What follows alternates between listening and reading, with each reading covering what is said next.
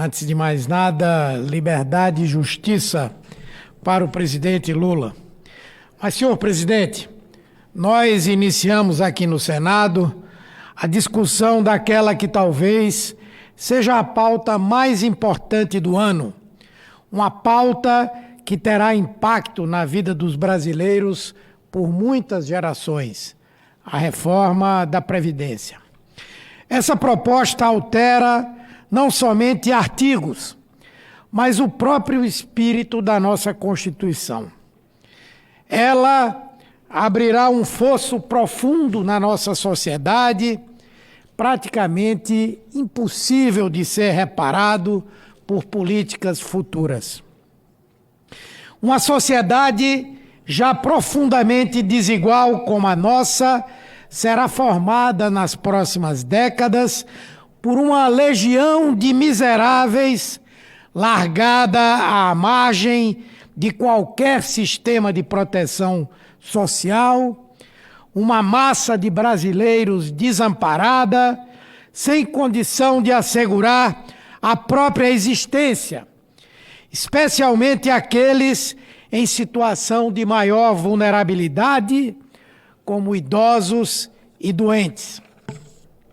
Hoje, nós já temos 50 milhões de brasileiros desempregados, subocupados ou na informalidade. São trabalhadores que não possuem qualquer tipo de proteção social. Nada. Zero.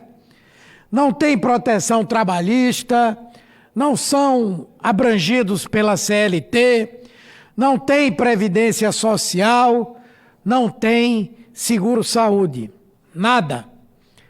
Hoje, eles dependem basicamente de 2 ou 3 políticas públicas que lhes asseguram o mínimo de dignidade.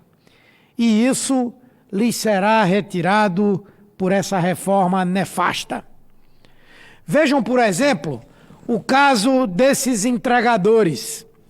Pessoas que passam o dia em cima de bicicletas e motocicletas, buscando e levando pedidos, arriscando a própria vida no trânsito das grandes cidades. Eles trabalham 12, 15 horas por dia para garantir o mínimo. Não são funcionários das empresas de entrega. Não são funcionários dos restaurantes onde vão buscar os pedidos. Não são funcionários de quem recebe os produtos. São funcionários de si mesmos, sem carteira assinada, sem previdência, sem nada. São a face mais bem acabada da precarização do trabalho e do mercado selvagem. É o jovem que aluga uma bicicleta do Banco Itaú para fazer entrega da RAP e o pouco que ganha usa uma parte para pagar o aluguel da bicicleta. É um sem direitos. Alguém que trabalha para alguns ganharem muito dinheiro, sem que tenham qualquer vínculo legal com ele, que seguramente ganhará muito pouco com esse trabalho. É a imagem daquilo em que se está transformando o país. Como uma pessoa dessa, senhor presidente, vai conseguir chegar à aposentadoria com as regras tão cruéis e draconianas impostas por essa proposta de Jair Bolsonaro? A resposta é nunca. Nunca, absolutamente nunca. Ele morrerá em cima de uma moto ou de uma bicicleta, porque jamais conseguirá contribuir 20 anos com a Previdência para se aposentar. Às vezes, morrerá cedo de tanto trabalhar, como já há diversos casos Brasil afora. Eu voltarei muitas outras vezes a esta tribuna nesse período para discutir os diversos aspectos perversos dessa reforma, para que os brasileiros entendam os aspectos destrutivos sobre as suas vidas e as vidas das futuras gerações. Essa reforma terá um impacto no dia a dia de cada um de nós, de cada cidadão em cada um dos 5.600 municípios do país. Atualmente, 70% dos municípios brasileiros movimentam a sua economia basicamente com os benefícios pagos pelo INSS. É a aposentadoria, é a pensão, é o benefício de prestação continuada, enfim, que fazem funcionar o mercadinho, que permite que a feira tenha circulação de dinheiro, que permite que a bodega possa manter o fiado, porque sabe que vai receber quando o INSS pagar. Como vão ficar essas cidades quando uma leva de pessoas tiverem seus benefícios cortados, quando outros rendimentos forem reduzidos à metade, quando outros pagamentos forem retardados ao infinito, sem realmente serem honrados às pessoas que hoje fazem jus a eles? Esses municípios vão quebrar. As pessoas não terão mais renda para girar a economia. E especialmente no Norte e no Nordeste, nós teremos um novo e expandido ciclo de miséria. O Brasil, senhor presidente, já é hoje a democracia onde há a maior concentração de renda do planeta. O nosso 1% que está no topo da pirâmide social é quem mais concentra renda em todo o mundo. E isso vai piorar com essa reforma. Uma reforma que não pensa e não fala em aumentar as receitas, a arrecadação da Seguridade Social, mas fala somente em cortar, cortar e cortar. E o que é pior, cortar em cima de quem menos ganha, tendo em conta que essa economia projetada pelo governo de Bolsonaro será feita 90% em cima dos mais pobres do regime geral, pessoas que recebem até R$2.000. Serão esses os privilegiados de quem Bolsonaro fala? Hoje, uma trabalhadora lá de Caruaru, por exemplo, que se aposentaria aos 60 anos de idade, depois de 15 anos de contribuição, receberia, por exemplo, um benefício de R$2.000, de acordo com a contribuição que tivesse feito.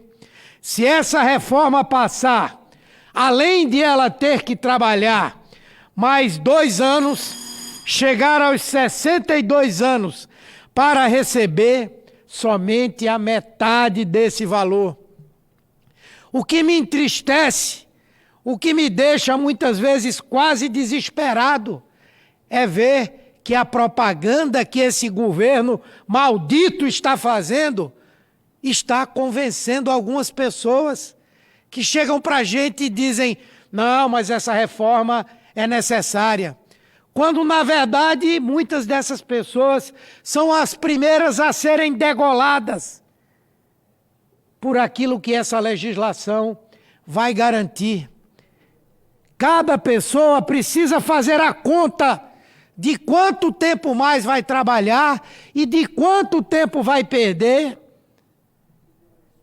e quanto vai ganhar e quanto tempo vai precisar trabalhar, para poder ter a noção exata do que essa reforma representa em termos de prejuízo. Ou seja, vamos trabalhar mais, contribuir mais e muitas vezes receber menos. E a imensa maioria dos brasileiros não alcançará jamais as imposições exigidas para fazer jus a um benefício minimamente razoável, porque a precária situação de trabalho em que grande parte da população se encontra não permitirá que se reúnam as condições necessárias a isso. É um crime. O governo não vai em cima dos grandes devedores da sonegação que draga mais de R$500 bilhão do país.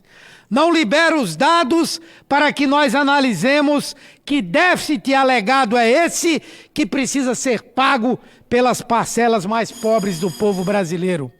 Nossos governos, os governos de Lula e Dilma, fizeram dos mais pobres não um problema, mas uma solução. Geramos mais de 20 milhões de empregos com carteira assinada, botamos a roda da economia para girar. O trabalhador ganhou renda e o país gerou receitas, transformando o regime geral da Previdência em superavitário. Mas esse governo inepto, incompetente de Bolsonaro, só pensa em cortes. E nesse cenário, os mais pobres são um peso, um problema a ser eliminado. É um governo tão incompetente que não enxerga que o fato de que cortar aposentadorias, pensões e benefícios vai gerar mais pobreza, mais gastos e mais déficit. É um círculo vicioso que levará o Brasil ao caos. É por isso que o Senado precisa agir com rigor em relação a essa matéria.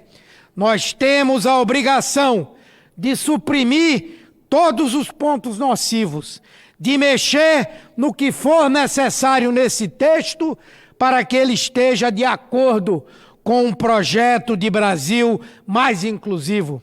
Foi para isso que fomos eleitos. Não estamos aqui para carimbar as decisões da Câmara dos Deputados. Primeiro, porque é uma série de pontos perversos que podemos suprimir e promulgar outras partes da proposta sem a necessidade de volta a outra casa. E já há parecer jurídico que respalda esse entendimento. Depois, porque se for necessário voltar à análise dos deputados para que seja aperfeiçoada, que volte. O que não podemos, senhor presidente, é aprovar algo que sabemos prejudicial aos brasileiros, simplesmente para atender um interesse de calendário do Palácio do Planalto. Isso seria escandaloso e já concluo. E uma redução vergonhosa do papel do Senado, que não teria sentido de existir se não pudesse alterar aqueles projetos que recebe. Estão nas nossas mãos os destinos de milhões de brasileiros. E ou agimos em favor deles, ou condenaremos esses milhões de homens e mulheres a uma vida de completa indigência e seguramente a uma morte prematura e em condições indignas e desumanas que nos envergonhariam como nação. É um dever desse Senado impedir isso. Obrigado, senhor presidente. Desculpe por ter extrapolado o tempo. Agradeço a tolerância de Vossa Excelência. Muito obrigado.